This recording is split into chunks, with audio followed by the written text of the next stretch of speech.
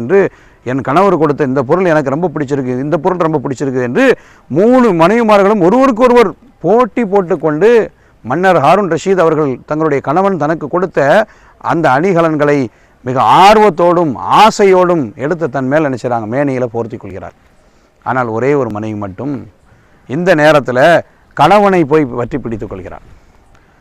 இப்போ மன்னர் ஹாரூன் ரஷீத் பாதுஷா அவங்க சொன்னாங்க, நீங்கள் எல்லாமே என் மேல் அன்பு வச்சிருக்கீங்க என்று சொன்னாலும் கூட என் அன்பையும் மீறி என்னிடத்தில் இருக்கக்கூடிய பணமும் என்னுடைய சொத்தும் நான் தருகிற பரிசுகளும் தான் உங்களுக்கு பெருமையாக தெரிகிறது.